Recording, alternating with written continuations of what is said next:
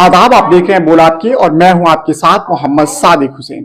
लाल किले की प्राचीर से प्रधानमंत्री नरेंद्र मोदी ने एक ऐसा शब्द बोला जिसने सियासी गलियारियों से लेकर सोशल मीडिया तक बहस छेड़ दी है। शब्द है दिमागी नक्सल। लेकिन सवाल है, आखिर दिमागी नक्सल होता कौन है?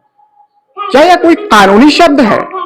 क्या सरकार ने इसकी कोई आधिकारिक परिभाषा तय की है? और प्रधानमंत्री मोदी ने स्वतंत्रता दिवस के भाषण में इस शब्द का इस्तेमाल क्यों किया?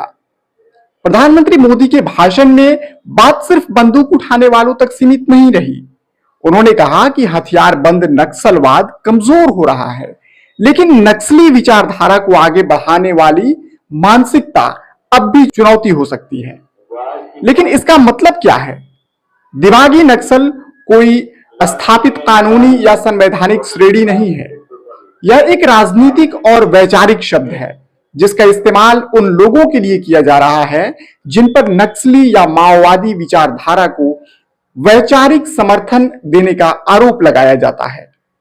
यानी बात बंदूक की नहीं, बात विचारधारा की है।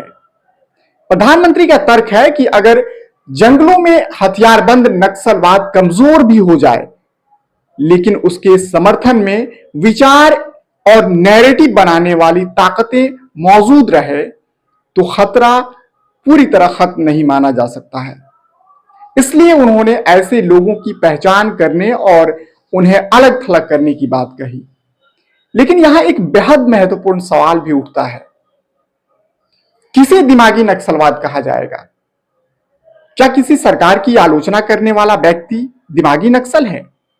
क्या किसी आंदोलन का समर्थन करने वाला व्यक्ति दिमागी नक्सल है? क्या सरकार की नीतियों पर सवाल उठाने वाला पत्रकार, शिक्षक, लेखक या छात्र दिमागी नक्सल है?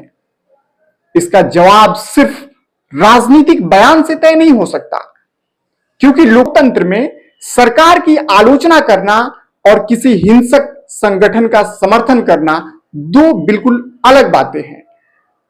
यही वजह है कि प्रधानमंत्री के इस बयान पर विपक्ष ने भी सवाल उठाए हैं।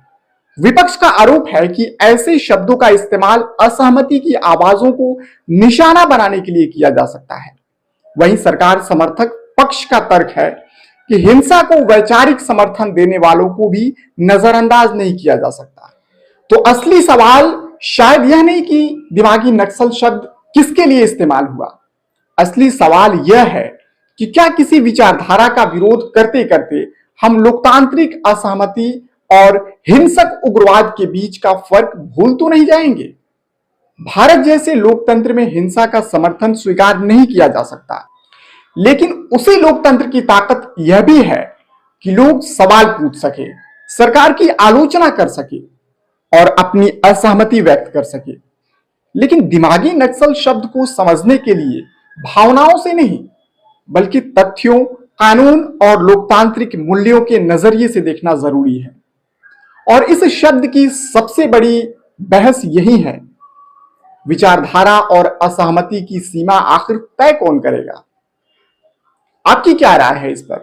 क्या दिमागी नक्सल जैसी विचारधारा को पहचानना जरूरी है या इससे लोकतांत्रिक असहमति पर खतरा पैदा हो सकता है?